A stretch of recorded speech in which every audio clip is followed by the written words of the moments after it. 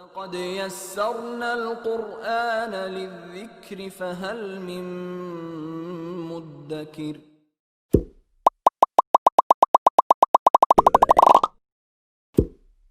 بسم الله الحمد لله والصلاة والسلام على رسول الله صلى الله عليه وسلم. Assalamu alaikum wa rahmatullahi wa barakatuh.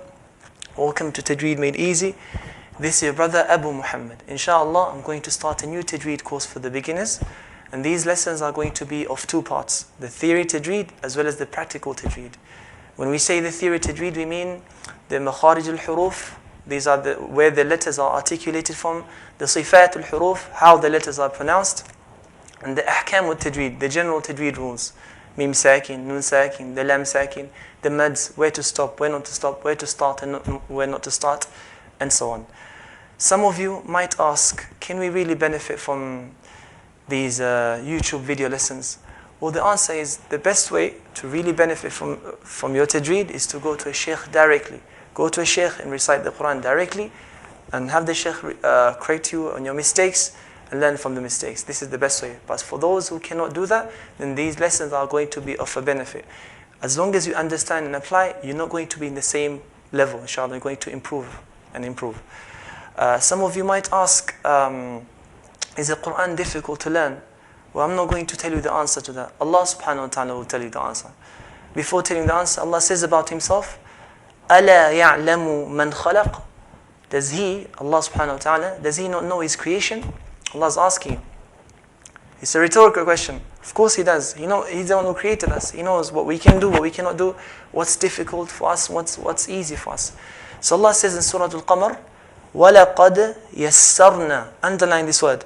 يَسَّرْنَا وَلَقَدْ يَسَّرْنَا الْقُرْآنَ لِلذِّكْرِ فَهَلْ مِن مُدَّكِرٍ. Allah says, indeed, we have made this Qur'an easy to remember. Is there anyone who's going to remember? Allah doesn't just repeat this ayah once, not twice, not 3 times, but 4 times, emphasizing to show that this matter is actually easy. It's not as how we have made it look like. We've made it look very, very difficult and very complicated, but the matter is very easy. This is why some of the Salaf al-Salihin, the early Muslims, when they came across this ayah, they used to say, where are the students of knowledge? So Allah would help them. Because seeking knowledge, because learning about Allah subhanahu wa ta'ala, that's from the greatest way or the fastest way to reach Allah subhanahu wa ta'ala. Allah just wants one thing. After your ikhlas, then ikhlas, after your sincerity, then more sincerity, is just to put some effort, put some time and effort. Allah promises you that He'll help you. Where does Allah say this? At the end of Surah Al-Ankabut, Allah says, وَالَّذِينَ جَاهَدُوا فِينَا.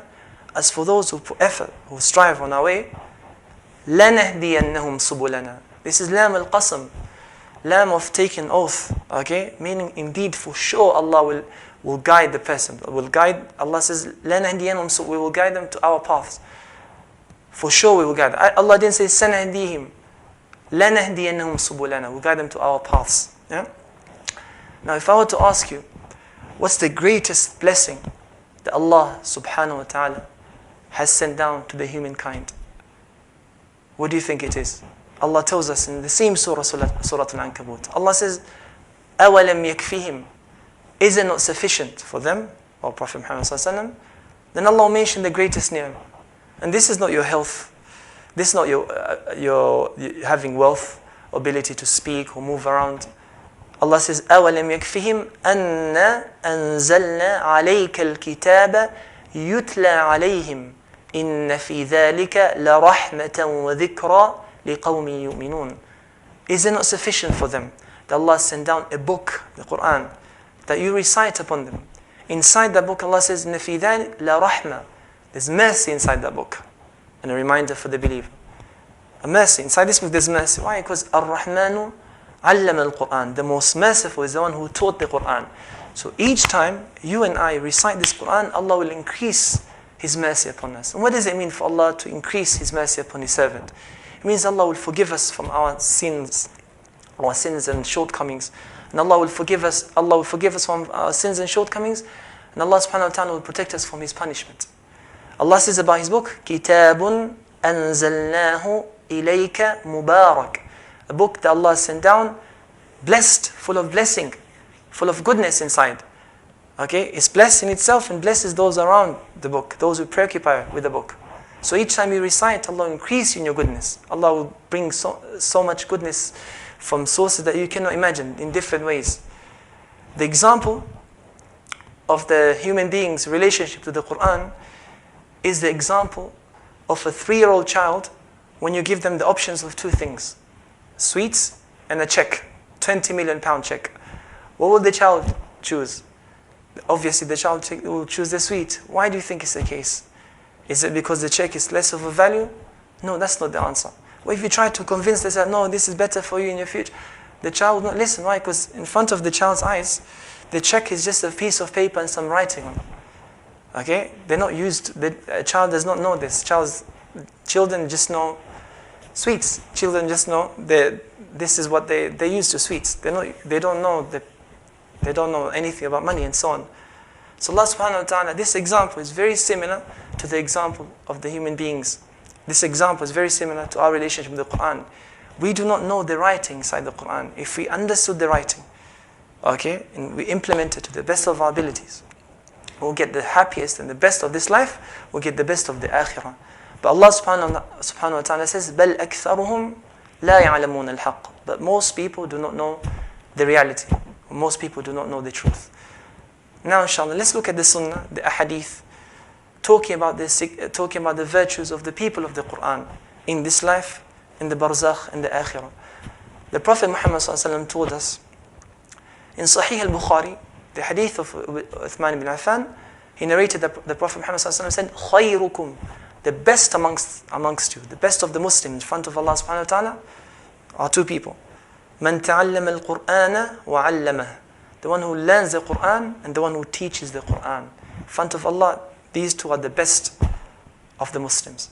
Now what's interesting about this narration is that the one who narrated from Uthman ibn Affan, he said, Abu Abdurrahman al-Sulami, the one who narrated this from Uthman ibn Affan, he said that when he found out this narration, he said, I stayed in that masjid for 40 years just teaching people Qur'an in hope that he's going to come under this hadith. The Prophet Muhammad ﷺ told us that Allah subhanahu wa ta'ala has special chosen people in this life. When the Prophet ﷺ told his companions this, the companions asked, who are they, Ya Rasulullah ﷺ? The companions, the Prophet Muhammad ﷺ said to them, Ahlul Qur'ani hum ahlullahi wa khasatuhum. The people of the Qur'an, they are the chosen or the special people of Allah subhanahu wa ta'ala. Such people, when they make dua, Allah answers. When they seek protection from Allah subhanahu wa ta'ala, Allah protects them. The greatest pillar of Islam after the Shahada is Salah. The Prophet ﷺ told us who should lead the Salah. And this is not based upon the nationality of the person, or the color, the skin color of the person, or the wealth, or his status, and so on. The Prophet ﷺ said about the one who should lead Salah, أَقْرَأُهُمْ لِكِتَابِ اللَّهِ, the one who knows most, or the one who knows most of the book of Allah subhanahu wa ta'ala. This is just in this life. Let's look at the barzakh. You probably ask, barzakh, the grave life, there's preference? Of course there's preference there. A lot of the Muslims, they might not know this narration, but it's a very important narration. This narration is in Bukhari and Muslim. During the Battle of Uhud, a lot of the Muslims died, okay? And there was not enough space for every single Muslim to be buried in one grave. So out of necessity, the Prophet ﷺ gave permission for the Muslims to be buried in one grave, for there to be 2 to 3 bodies. And what's interesting is, before they used to bury the bodies, the Prophet ﷺ would go and ask, who amongst them knew the most Qur'an? Again, I'm going to repeat this. Who amongst them knew the most Qur'an? One more time, listen carefully. Who amongst these bodies, who amongst these dead Muslims knew the most Qur'an? Okay? And they will be told that such a person. The Prophet ﷺ would say, okay, put that person here. And the next one, put this person after that, and so on. Putting them in order of the one who knew the most Qur'an. That's in the barzakh. As for the akhirah, the Prophet Muhammad ﷺ told us that we're going to be asked on that day. We're going to be told to recite the Qur'an. اقرأ وارتقي ورتل كما كنت ترتل في الدنيا فإن منزلتك عند آخر آية تقرأها. Recite and ascend. For your position, the akhirah is according to the last ayah that you know. So this shows that the more ayats or the more surahs that we know, the higher that we're going, the place that we're going to have in paradise. So some of us are going to recite Surah Al-Ikhlas, قُلْ هُوَ اللَّهُ أَحَدٌ. They move to another level, Allahu Samad, لَمْ يَلِدْ وَلَمْ يُولَدْ وَلَمْ يَكُنْ لَهُ كُفُوًا أَحَدٌ, and so on. Others are going to recite the whole of Juzz Amma. Other people, the whole of the Qur'an. They're going to, inshallah, may Allah make you and I amongst such people to get to the highest place in paradise. What's interesting about this narration is that some of the ulama, they concluded based upon this narration, is that the amount of levels in paradise is equivalent to the amount of ayats that there are in the Qur'an. And others from the people of hadith, from the ulama of hadith, they said that all actions, are stopped or they're rewarded only in this life, except the Qur'an, because the person will be asked, will be increased in his reward, in his position in the akhirah. And imagine that day, who's going to listen to you? Who is going to listen to us? The angels and Ar-Rahman, the most merciful, Allah subhanahu wa ta'ala.